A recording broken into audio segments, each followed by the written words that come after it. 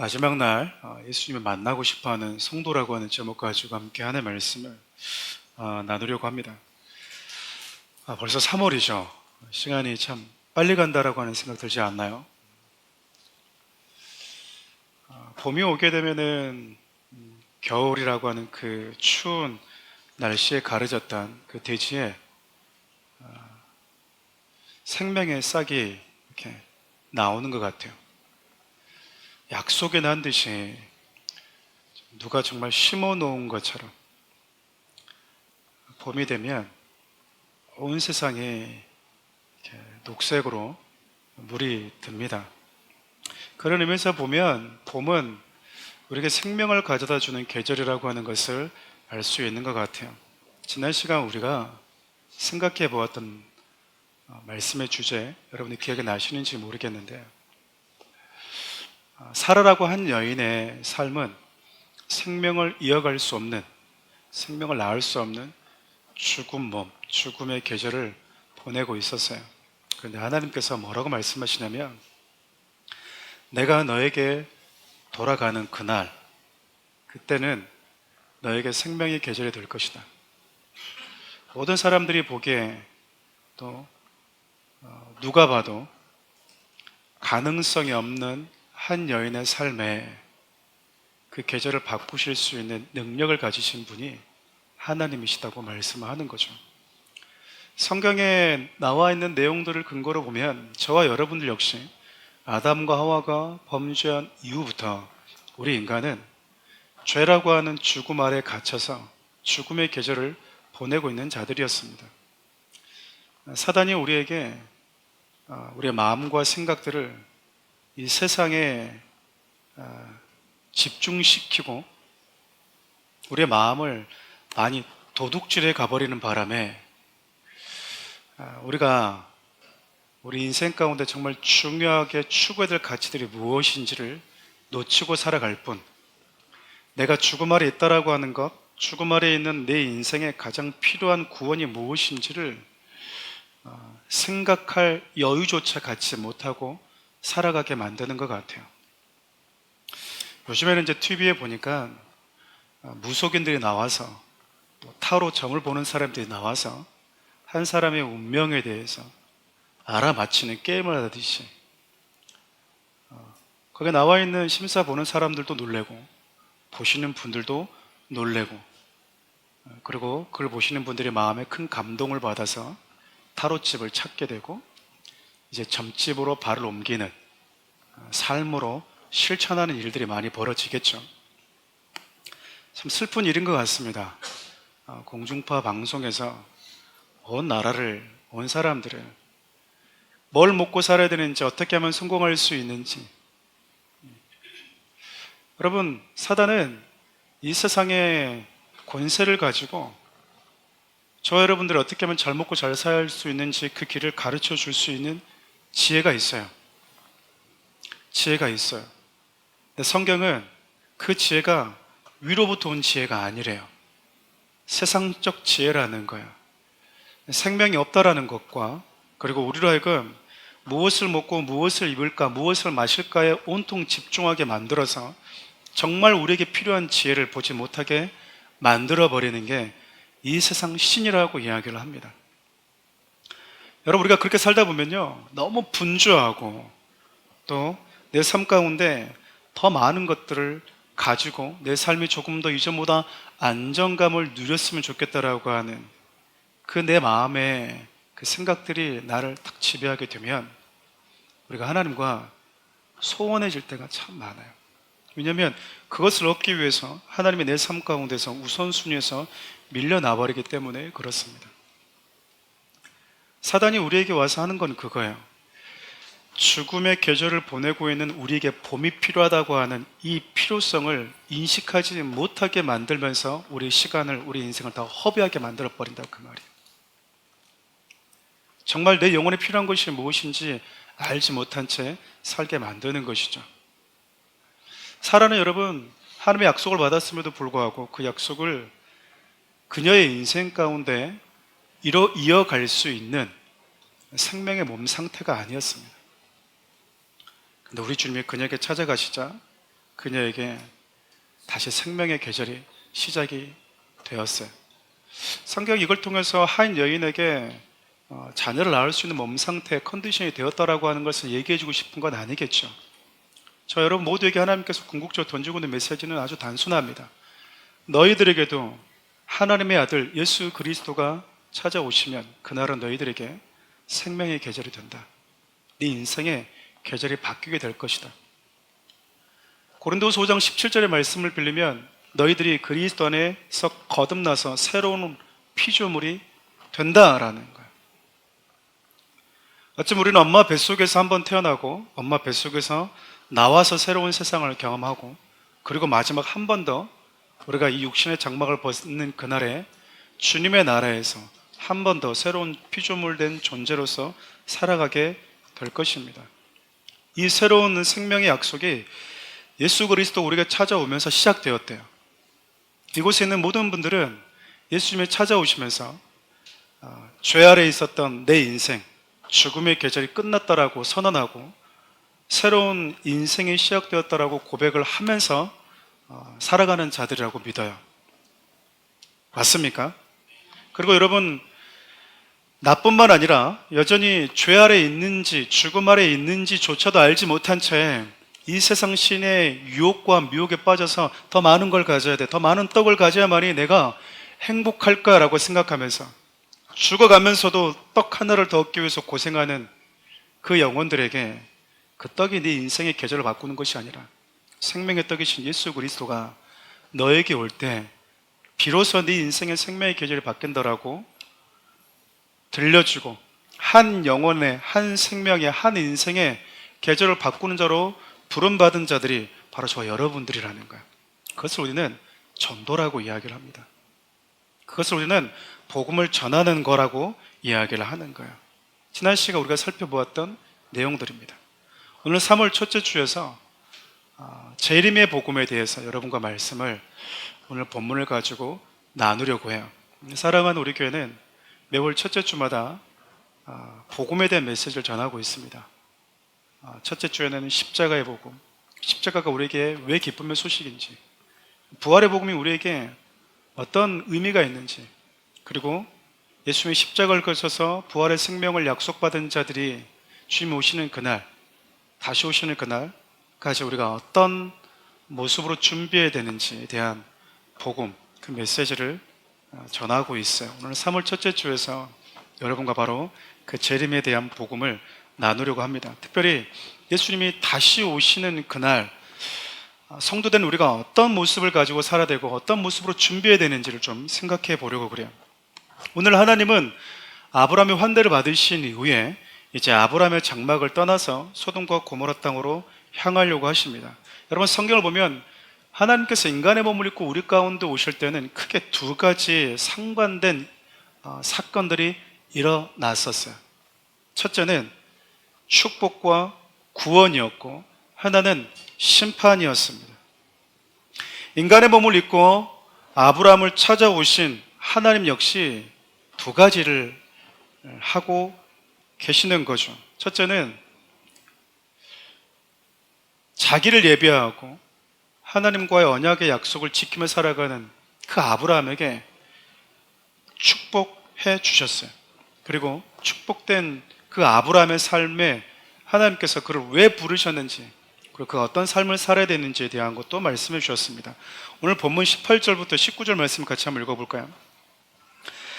아브라함은 강대한 나라가 되고 천하 만민은 그로 말미암아 복을 받게 될 것이 아니냐. 내가 그로 그 자식과 권속에게 명하여 여호와의 도를 지켜 의와 공도를 행하게 하려고 그를 택하였나니 이는 나 여호와가 아브라함에게 대하여 말한 일을 이루려 함이니라. 하나님께서 아브라함에게 복을 주시면서 이렇게 말씀하고 있어요. 내가 너를 축복하길 원하고 내가 너에게 복을 주길 원하는데 내가 너를 불러서 택한 이유가 있대요. 그 이유가 뭐라고 말씀하시죠?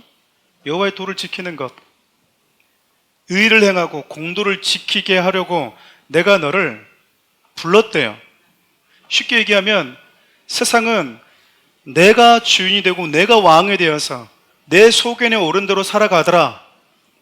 세상에는 모든 사람들이 두루두루 살펴서 내가 단 한 명이라도 내 말씀대로 하나님이 내 왕이시고 내 창조의 주인이시라고 생각하며 사는 자가 있는가 두루 살펴봤더니 아무도 없더라. 그리고 그렇게 사는 것이 이제 마치 정상인 양 사람들이 살아가더라. 그곳에서 하나님 없이 살아가는 것이 너무나 자연스럽고 익숙해져 버린 그 세상 속에서 나는 너를 택해서 인간이 어떻게 살아야 되는지, 나는 너를 불러서 세상을 창조하는 주인이 있다라고 하는 사실과 그렇게 지음받은 인간은 어떻게 살아야 되고 어떤 길을 걸어가야 되고 어떤 사고방식과 어떤 행동 양식을 가지고 어떤 삶의 가치를 가지고 살아야 되는지 네 인생을 통해서 세상 가운데 보여주고 싶어서 내가 너를 불렀대요. 여러분, 우리가 자꾸 세상 사람들에게 어떤 칭찬을 받기 위해서 존재하는 게 아니에요. 이건 칭찬의 의미와 좀 다릅니다. 세상에 칭찬한다라고 하는 개념이 아니고요. 오히려 하나님의 기준과 하나님의 공의를 지켜서 행하려고 하면 세상은요, 오히려 더 비난할 수 있어요. 왜냐하면 하나님 없이 살았던 자들이 입장에서 보면 하나님의 말씀을 가지고 사는 자들이 자꾸 자기가 기준이라고 하니까, 그것을 가치 있다고 얘기하니까, 그러면 나는 상대적으로 무가치한 하나님 없는 삶을 살고 있는 나는 옳은 길을 걷고 있지 못하다고 하는 그 생각 속에서 우리를 비난하는 것이죠. 그러니까 막연히 교회는 세상으로부터 칭찬받아야 된다라고 하는 사고방식은 성경적이지가 않다 그 말입니다. 그냥 우리는 뭐 하는 것이죠? 교회가 어느 순간부터 세상에 칭찬받으려고 막 어쩔 줄 몰라 하는 것 같아요. 비난을 받지 않으려고. 참는 것도 욕 안 얻어 먹으려고. 성경 그렇게 얘기한 적이 없어요. 그들의 평가가 아니라, 그들이 나를 어떻게 바라보는지가 아니라, 너는 하나님의 인간을 왜 창조하셨는지, 하나님의 창조하고 하나님의 형상대로 지음받은 인간들은 어떻게 살아야 되는지 너는 그걸 그냥 보여주면 된대요. 그걸 보여주라고 우리에게 불러서 택하셨지, 세상 사람들한테 칭찬받으라고, 세상 사람이 잘한다고 박수 받으라고. 그러면 비난받으면 우리는 그 길을 포기할 겁니까?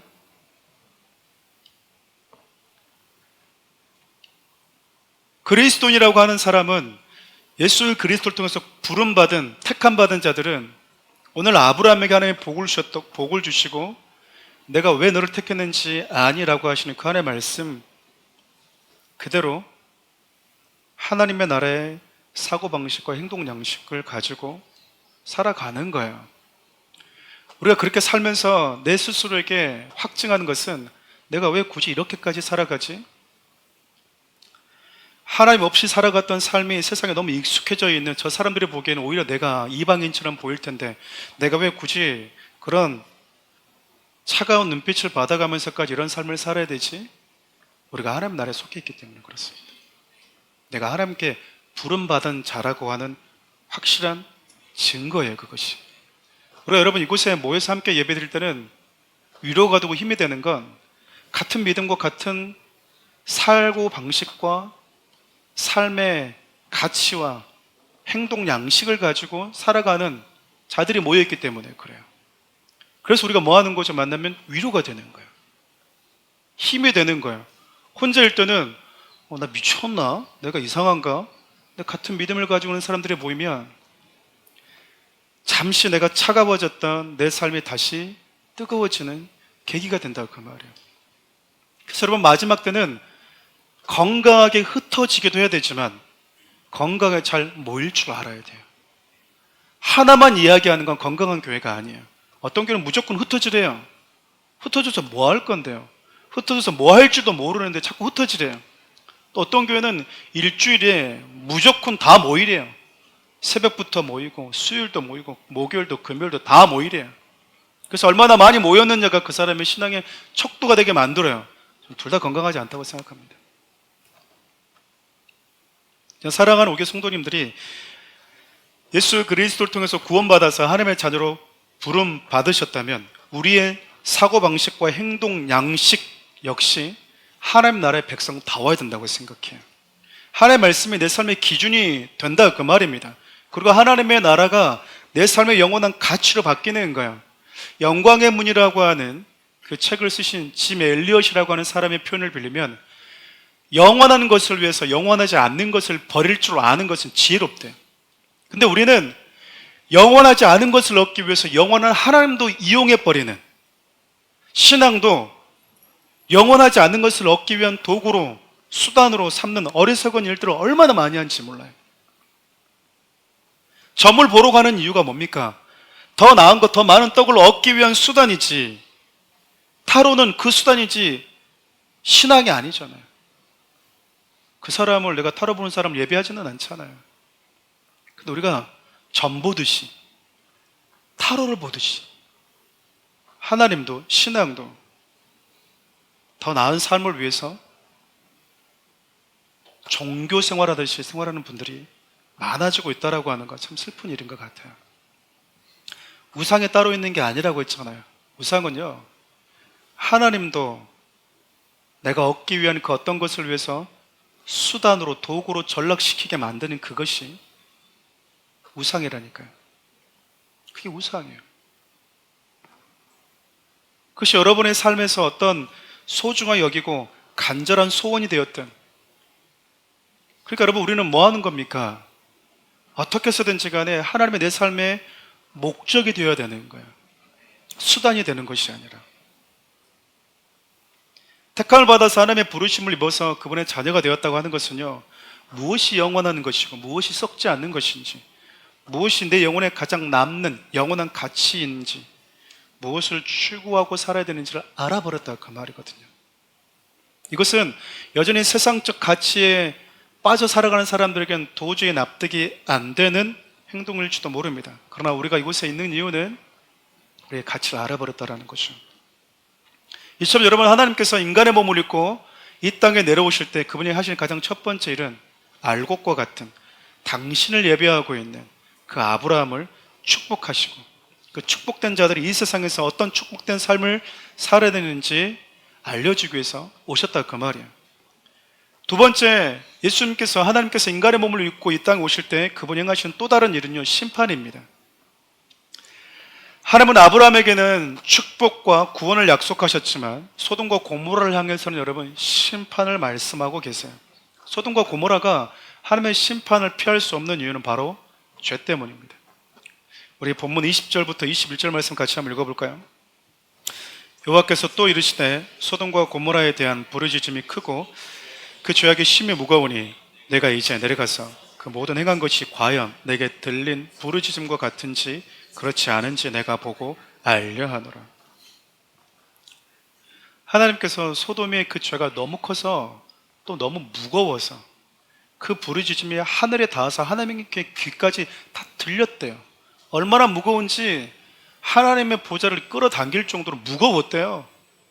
그래서 하나님이 이걸 보러 오셨대요. 성경에 언급되어 있는 소돔과 고모라의 이 구체적인 죄가 어떤 것인지 제가 두 가지만 좀 여러분과 함께 좀 살펴보면 좋겠습니다. 먼저 에스겔 16장 49절에서 50절, 이해를 돕기 위해서 표준 세번역을 같이 한번 읽어보죠. 내 동생 소돔의 죄악은 이러하다. 소돔과 그의 딸들은 교만하였다. 또 양식에 많아서 배부르고 한가하여 평안하게 살면서도 가난하고 못 사는 사람들의 손을 붙잡아 주지 않았다. 오히려 그들은 교만하였으며 내 눈앞에서 역겨운 일을 하였다. 그러므로 내가 그것을 보고는 그들을 없애버렸다. 에스겔에서 언급하고는 소돔과 고모라의 죄악은 크게 두 가지를 우리가 정리해 볼 수 있는데, 하나는 교만했대요. 교만했대요. 그래서 성경에서 말하고 있는 교만과 겸손의 차이는, 아이고 고개를 이렇게 조아리고 아이 멀려, 그게 겸손이고 목에 힘주는 게 교만이 아니에요. 불순종하는 것, 하나님의 살아계시고 하나님의 말씀이 분명히 내 앞에 있음에도 불구하고 하나님의 말씀을 붙들지 않는 것, 그걸 교만이라고 합니다. 그리고 또 어떻게 살았대요? 풍족하고 안락하게 살면서도 평온함을 누리도록 하나님이 해주셨는데 그 평온함을 자기 배부르고 자기 안락함에만 썼다 그 말이에요. 연약한 자들, 가난한 자들을 붙잡아 줄 손이 없었대요. 마치 사복음서에, 누가복음에 등장하는 부자와 나사로의 비유를 보면, 부자가 자기 문 앞에서, 집 앞에서 개가 헌들을 핥고 있을 정도로 그 가난한 나사로를 돌아볼 마음이 없었대요. 매일같이 잔치를 벌리면서 남아있는 음식을 차라리 버릴지언정 그 가난한 나사로를 조금이라도 자기 잔치상에 있는 그 내용물을 나눠주고 싶은 마음이 없었대요. 하나님이요, 이걸 죄로 보셨대요. 여러분, 신명기 보면 그런 말씀이 있습니다. 이 땅에 주님 오시는 그날까지 세상에는 가난한 자가 사라지지 않을 것이다. 그 얘기는 뭘 얘기하고 있냐면요, 내가 너에게 준 그 부유와 풍요로움, 지성의 부유함이든 사회적 성공이든 재물의 부유함이든 그것을 가지고 뭐 하래요? 연약한 자들을, 그들의 손을 잡아주어라. 잡아주래요. 여러분, 사랑하는 우리 교회 그거 못하면요, 교회 의미 없어요. 김해 목사가 더 영향력 있는 목사가 되기 위해서 여러분 앞에 있습니까? 더 유명해져가지고 여기저기서 불러주는 목사가 되기 위해서 제가 여러분 앞에서 말씀을 전하냐, 그 말이에요. 여러분도 저도 그걸 기대하지 않아요. 우리가 기대하는 건 하나님의 말씀대로 살아가는 겁니다. 우리 주님이 이 땅에 오셔서 가난한 자들에게 복음을 전해주잖아요. 여러분, 우리가 가난한 자들의 손을 잡아주고 그들에게 떡을 나눠줄 이유는 딱 하나예요. 그들의 영혼의 손을 붙잡아 주신 예수 그리스도의 복음을 전할 수 있는 길을 닫기 위해서인 거예요. 근데 하나에 보시니까 소돔 땅은 부유했대요. 여러분, 롯이 소돔 땅을 선택해 간 이유가 있었잖아요. 에덴 동산 같았대요. 애굽과 같았대요. 강남의 최고급 땅, 노른자 땅처럼 보였다 그 말이에요. 모든 것이 다 갖춰져 있는 땅으로 보였다 그 말이잖아요. 그 어떤 땅과 비교해도 여기는 초인류의 도시로 보였다 그 말이에요. 근데 소돔 땅에 있는 딸들, 다시 말하면 소돔 땅에 살고 있는 그 사람들은 어떻게 살았냐? 자기 배만 불렀대요. 저는 대한민국의 많은 분들, 많은 교회, 저도 부염을 가진 모든 자들이 저는 회개해야 된다고 생각해요. 연약한 자들을 돌아볼 수는 마음이 없다면 그 재물은 다 썩습니다. 부자에게 와서 예수님께서 질문하셨어요. 부자가 창고에다가 많은 걸 쌓아놨는데 시간이 지나니까 이 창고가 작은 거예요. 창고가 너무 작아. 그래서 뭐 하냐면 창고를 헐고 더 큰 창고를 지어야지. 왜요? 재물을 쌓아둘 수 있는 창고를. 하나님이 참 그 부자를 사랑하셨던 것 같아요. 그 부자에게 우리 주님이 직접 말씀을 하십니다. 어리석은 자야, 어리석은 자야. 이 창고를 당연히 더 크게 해야지. 참 똑똑해. 똑똑하다 말하지 않았다니까요. 어리석은 자야. 첫 번째, 사랑하는 자야가 아니에요. 어리석은 자야. 오늘 밤 내가 네 영혼을 데려가면 네가 지금 더 큰 창고 만들어서 쌓아두겠다 이 재물 누구의 것이 되겠냐? 여러분들 재물 쌓아두지 않기를 바랍니다. 죽을 날 잘 계산하셔서 딱 죽는 그 순간 제로 되게 만들면서 쓰세요. 아셨죠?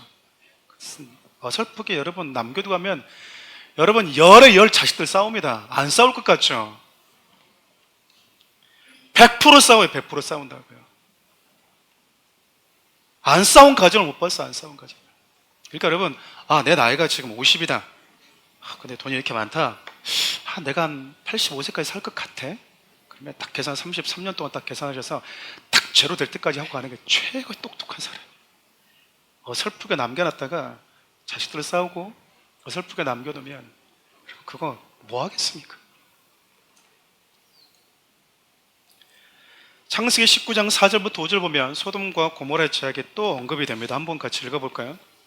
그들이 잠자리에 들기 전에 소돔성 각 마을에서 젊은이 노인할 것 없이 모든 남자가 몰려와서 그 집을 둘러쌌다. 그들은 롯에게 소리쳤다.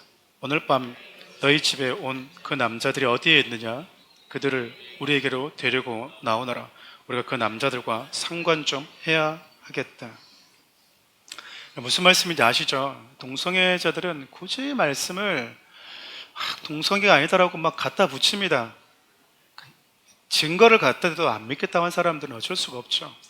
제가 성경을 보면서도 느끼고 사회 돌아가는 걸 보면서 느끼는 게 뭐냐면요, 특별히 힘 있는 권력자들이 하는 행동들을 보면 사실을 안 믿어요. 자기가 생각하는 것, 자기가 믿고 싶은 것, 누군가 해석해 준 것을 믿더라고요. 아무리 얘기해도 안 믿어요. 어떻게 할 겁니까? 근데 무엇이 사실이고 무엇이 팩트인가 보다 더 중요한 것은요, 우리 주님이 그것을 어떻게 보시냐가 더 중요한데, 그런 시각적인 사고가 없어져 버렸다 그 말이에요.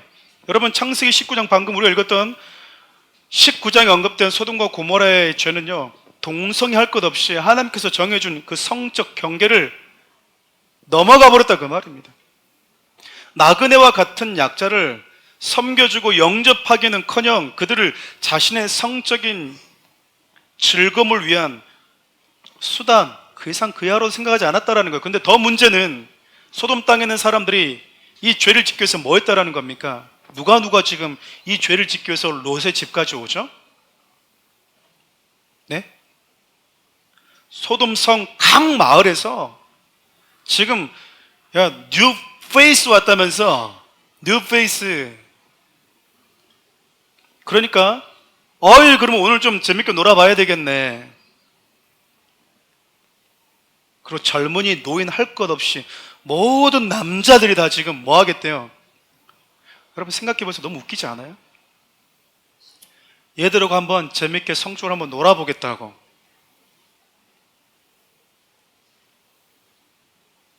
자기 욕망을 이기지 못해서 그 밤인데, 그 늦은 밤인데 젊은이들부터 노인들까지 그 즐거운 쇼 한번 보겠다고 이 집에 모여든 소돔성에는 사람들의 이 사회적인 구조를 한번 보라 그 말이에요. 누구도 부끄러워하는 사람이 없는 거예요. 어느 한 사람 이 모습을 보고 안 됩니다라고 막아서는 사람이 없는 거예요.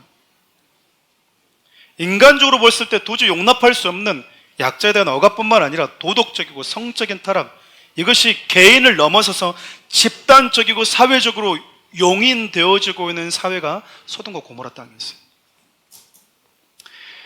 여러분, 이걸 보면서 우리가 뭘 느끼게 되냐면, 우리가 살고 있는 이 시대는 다를까? 우리 대한민국은 다를까? 점검해야 돼요, 여러분. 여러분, 저희 말씀을 보면서 그런 생각이 드는 거예요. 진짜 안타까운 게, 지금 우리 대한민국 여러분 특정 정당이, 그 국회의원들이 모여서 뭐 합니까? 국민들을 위한 민생에 대한 고민을 하는 게 아니고, 더 자기들의 정권을 더 오랫동안 가져갈 수 있는 길은 무엇인가? 그래서 그것에 뭘 쓰죠?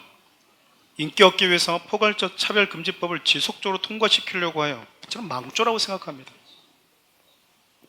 이제 여러분, 이제 이런 얘기를 하면은 세금을 또 물겠죠. 2번 하면 2번, 3번 하면 3번, 한 때마다.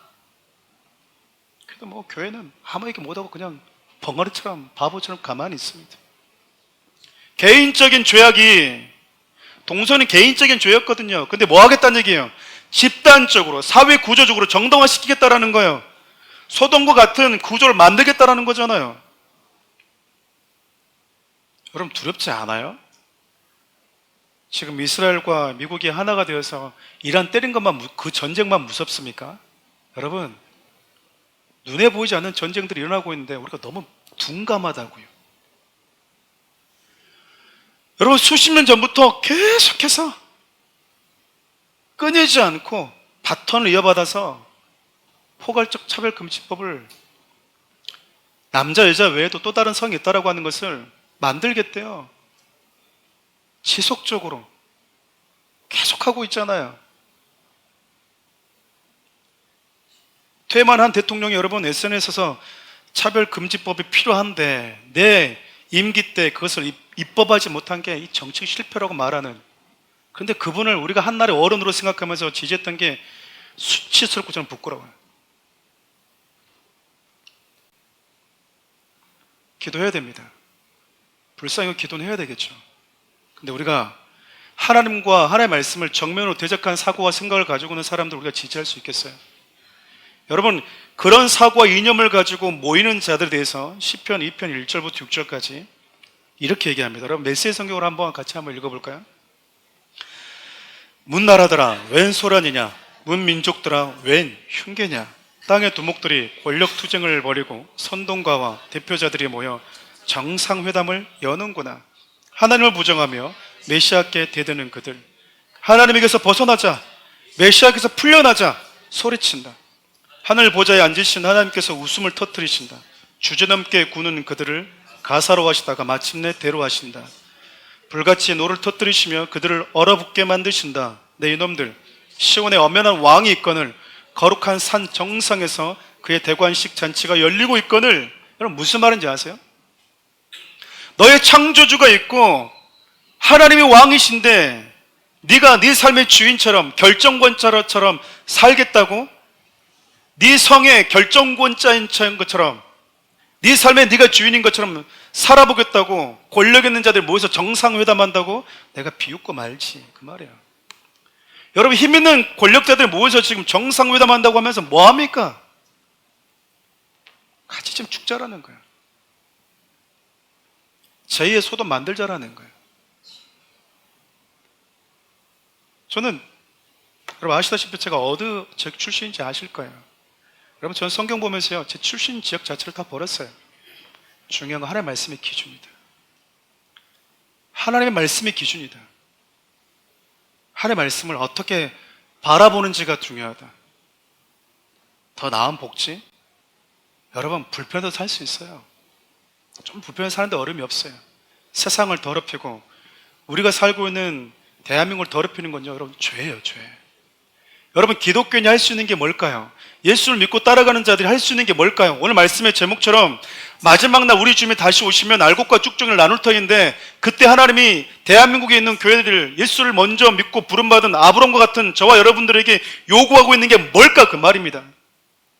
주식 올라가니까 좋아, 더 잘 먹고 잘 사니까 좋은 것 같아. 그걸 원할까요? 소돔과 고모라는 가장 잘 사는 성이었어요. 가장 잘 사는 성이었다고요.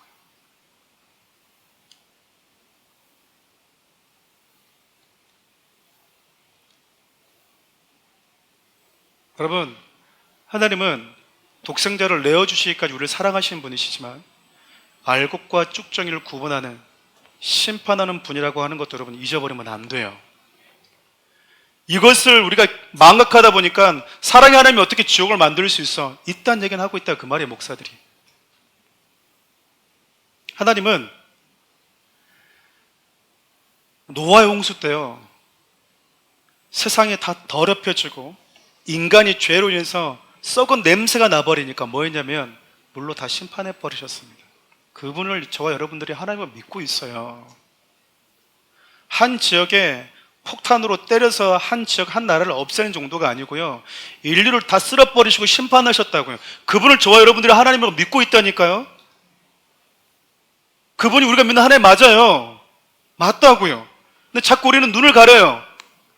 아니라고. 그러지 않을 것 같아. 아니요. 성경 그 하나님을 얘기하십니다. 독생자를 내어주시면서까지, 자기 생명을 버리시면서까지 우리가 살길 원하시는 하나님이시지만, 우리가 하나님을 떠나고 돌이킬 마음이 없고 그 죄에서 우리가 부패해지면 하나님은요, 심판하세요.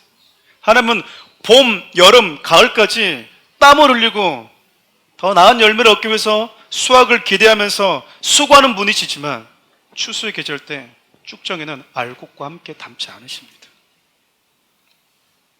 여러분, 오늘 하나님께서 소돔과 그런 고모라로 가려고 하니까 아브라함이 지금 눈치를 챈 거예요. 하나님과 대화하면서, 아, 지금 하나님이 소돔과 고모라를 지금 심판으로 가려고 하시는구나. 근데 그곳에 누가 있죠? 롯이 있는 거예요. 조카 롯이.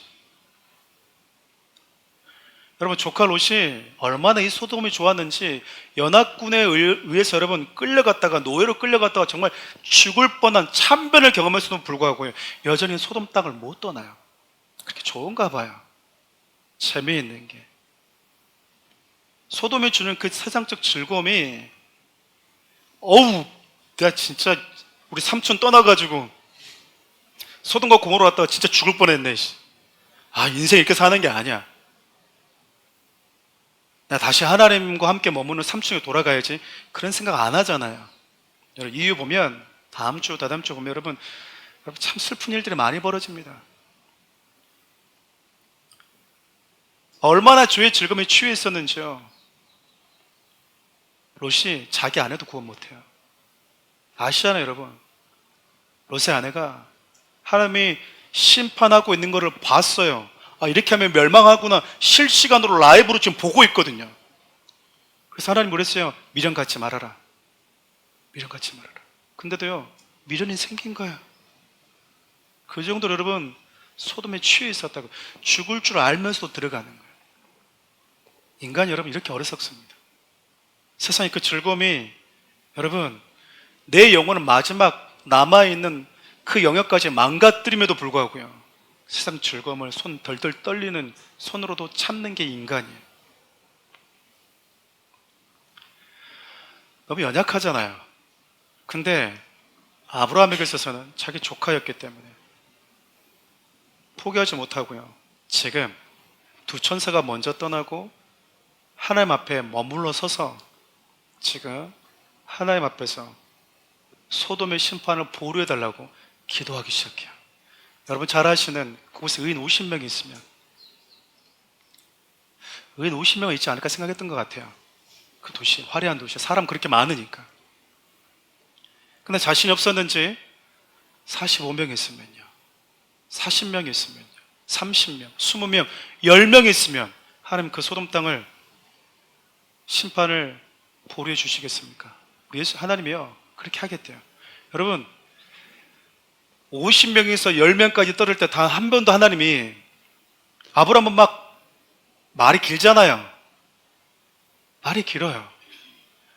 혹시 하나님 왜 하나님 기분 상하게 할까봐, 혹은 내가 지금 자꾸 깎는 게 디스카운트가 여기서 나온 거잖아요. 계속 깎으니까 뭐예요? 어디까지 깎으려고 그만해, 그럴까봐. 근데 말이 떨어지자마자 네 말대로 그리 하리라, 네 말대로 그리라 이리라. 뭘 느끼십니까? 하나님 심판하고 싶어 하지 않으신다는 거예요. 하나님은요 심판을 즐겨하는 분이 아니라는 거예요. 전쟁터에서 여러분 포탄에 맞아가지고 내 살이 썩어 들어가고, 혹은 내 몸에 몹쓸 질병과 암세포가 있어서 그 일정한 부분을 잘라내야 되지만, 잘라낼 때 누구도 웃으면서 잘라내지는 않습니다. 엄지를 잘라내야 될 것 같아요. 혹은 가슴 일부분을 잘라내야 될 것 같아요. 그래야지 삽니다. 가슴 일부분을 잘라내면 살아요? 하하하 웃으면서 잘라내신 분이 있어요? 돌봐줘야 돼요. 엄지는 잘라내야 됩니다. 같이 네 손가락에 보호받습니다. 하나만 자르면 돼요? 엄지만? 가져오세요, 엄지. 이런 분 없어요, 여러분. 눈물을 머금고 잘라내는 거예요. 도려낸다고요. 우리 주님이 소돔 땅에 가면서 여러분 괴로운 마음을 갖고 가고 있는 거죠. 근데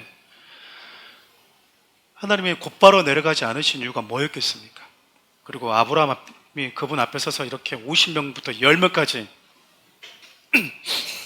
인원수를 낮춰가면서 기도하고 있는 것을 보면 우리가 충분히 알 수 있잖아요. 왜 하나님은 이 땅에 오셔서 곧바로 소돔 땅에 먼저 가지 않고 아브라함의 집에 먼저 들렀다 가셨는가?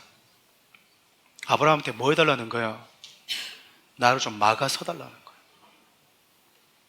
나를 막아 서달라는 거예요. 그래서 아브라함에게 하나님이 어떤 계획을 가지고 있는지 다 보여주고 다 말해줘 버립니다. 우리 18장 17절 같이 한번 읽어볼까요?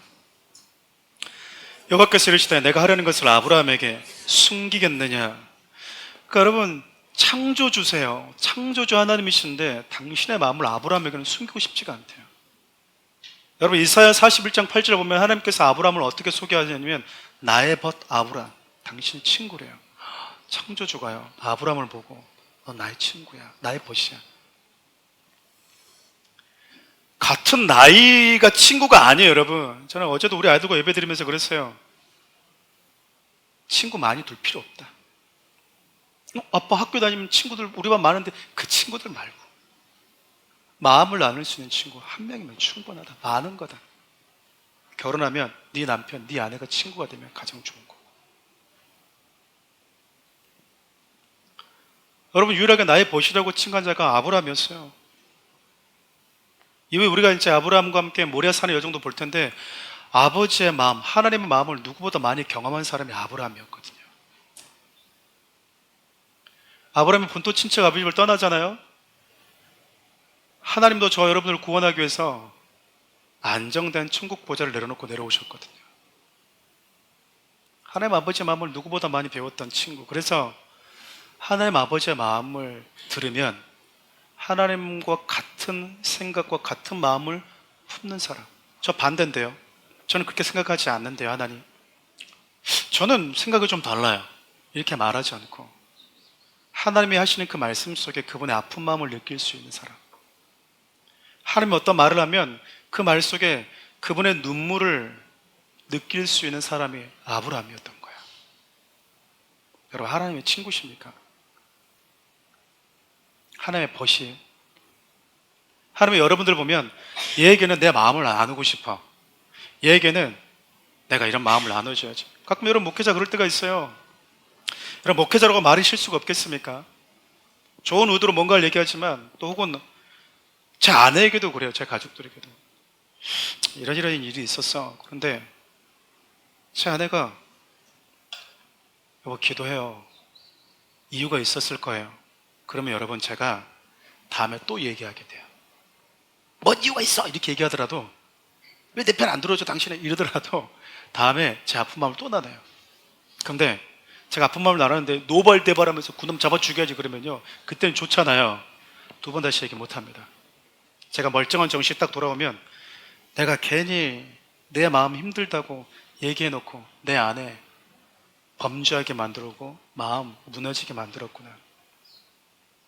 그 순간에는 내 편이 안 들어줘도 중심을 잡고 있다라고 하는 게 딱 느껴지면요, 어떤 말도 할 수 있어요.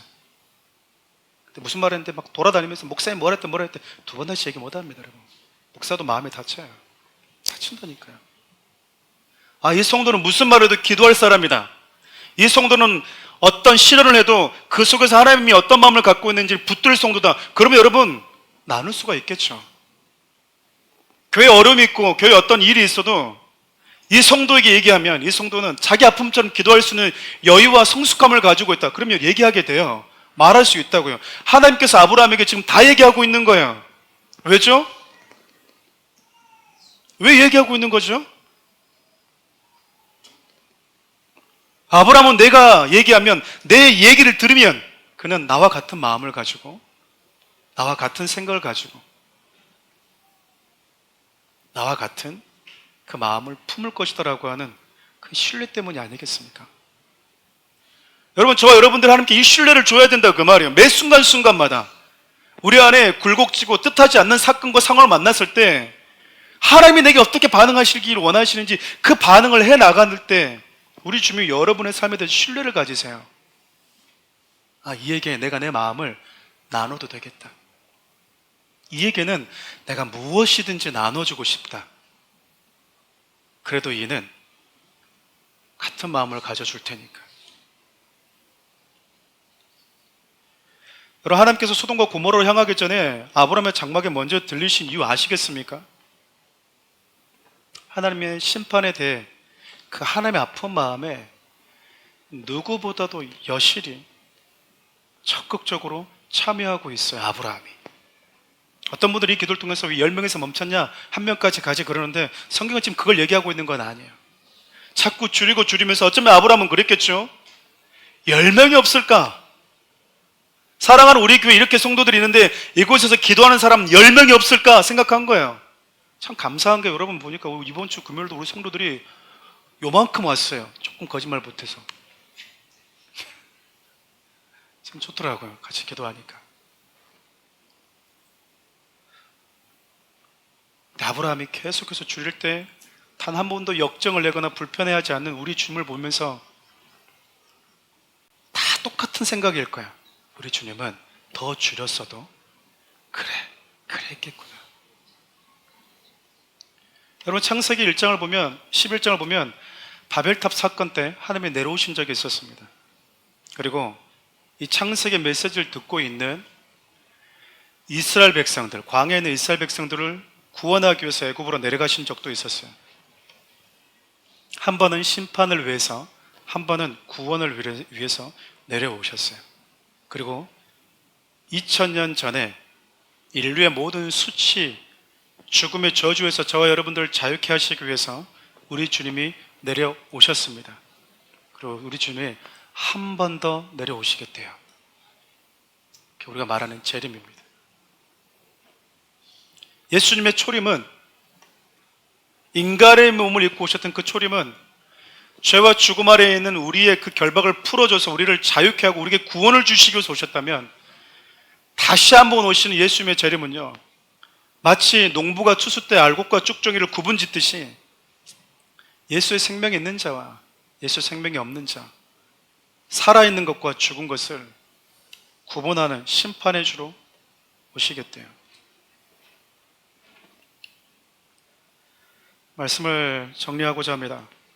여러분, 예수님이 언제 다시 오실지 우리가 알아요? 모릅니다. 근데 초림 때도 그랬어요. 언제 올지는 모르는데 어디에 오실지는 말씀하셨거든요. 예수님이 언제 오실지 모르지만 오시면 무슨 일이 벌어지는지는 성경은 얘기하고 있습니다. 하나님께서 세상을 심판하기 위해서 마지막 재림하신 그날을 그분이 만나고 싶어하는 사람이 누구이고 그분이 잠깐 들렀다 가기를 원하시는 장막은 어디인지도 알 것 같아요. 아브라함을 보니까. 도끼가 이미 뿌리에 놓여 있어요. 이제 들고 때리면 이 나무는 죽는다 그 말이에요. 근데도 불구하고 깨닫지 못하고 소돔 사람들처럼 죄의 즐거움에 취해서 살아가는 그런 자들을 위해서도 기꺼이 중보할 수 있는 자들, 모든 것을 다해서 하나님을 예배하고 섬기는 것을 아까워하지 않는 성도, 죽어가는 영혼들을 살리기 위해서 하나님 앞에 머물 수 있는 그 성도들이 모여있는 그 공동체, 우리 주님이요, 당신이 재림하기 전에 반드시 들르고 싶어하는 공동체고 성도들이라고 생각해요. 신명기 9장 12절과 9장 27절 보면 9장 전체가 다 그래요. 하나님께서 자꾸 교만하고 하나님의 말씀을 벗어나는 불순종하는 이스라엘 백성들을 다 하나님이 진노해서 심판하시겠다고 말씀하셨어요. 모세가 뭐 하냐면요, 엎드립니다. 우리 12절과 27절만 같이 한번 읽어볼까요? 내게 이르시되 일어나 여기서 속히 내려가라. 내가 애굽에서 인도하여 낸 내 백성이 스스로 부패하여 내가 그들에게 명령한 도를 속히 떠나 자기를 위하여 우상을 부어 만들었느니라. 주의 종 아브람과 이삭과 야곱을 생각하사 이 백성의 완악함과 악과 죄를 보지 마옵소서. 백성들이 죄를 지으면서 하나님이 말씀하세요. 스스로 부패했다. 스스로가 썩어가고 있대요. 그런데 여러분, 그 스스로 부패하는 자들의 그 부패를 여러분 방지하고 있는 자가 누구였냐면 모세의 기도였어요. 자기 이름을 생명책에서 지워버릴지언정 이들의 죄를 용서해달라고 하는 그 중보가 있었거든요. 하나님은 모세의 그 중보 기도를 들으시고요, 하나님을 떠나서 스스로 부패해져서 썩은 냄새가 나고 있는, 스스로 썩어가고 문드러지고 있는 그 이스라엘 백성들을 용서해 주십니다. 우리 에스겔 22장 29절에서 31절을 읽고 말씀 마무리하겠습니다. 한번 읽어볼까요? 이 땅의 백성은 폭력을 휘두르고 강탈을 일삼는다. 그들은 가난하고 무사는 사람들을 압제하며 나그네를 부당하게 학대하였다. 나는 그들 가운데서 한 사람이라도 이 땅을 지키려고 성벽을 쌓고 무너진 성벽의 틈에 서서 내가 이 땅을 멸망시키지 못하게 막는 사람이 있는가 찾아보았으나 나는 찾지 못하였다. 그래서 나는 그들에게 내 분노를 쏟아붓고 내 경노의 불길로 그들을 멸절시켰다. 나는 그들의 행실을 따라 그들의 머리 위에 갚아주었다. 나 주 하나님의 말이다. 여러분, 이 말씀을 보면 하나님은 다시 오시는 그날 심판하기 전에 누군가를 찾고 있대요. 누구를 찾고 있대요? 그들 가운데 서서 이 성벽을 보호해달라고, 이 죄악된 땅이라도 하나님 불쌍히 여겨달라고, 성벽이 무너져 있는데 그 무너진 그 틈 사이에 서서 하나님을 막아서서 멸망시키지 말아달라고 간구하는 이 아브람과 같은 그 한 사람을 지금 하나님이 찾겠대요. 근데 에스겔이 봤더니 그 한 사람이 없었대요. 왜였을까요? 제사장들은 교회를 자기의 유익을 위한 수단으로 생각해버렸고, 거기에 모여있는 성도들도 형식적으로 교회 와서 예배는 드리고 가는데 하나님을 믿지 않아요. 요즘 세상 가면 하나님은 없었거든요. 우리 지금 다시 오십니다.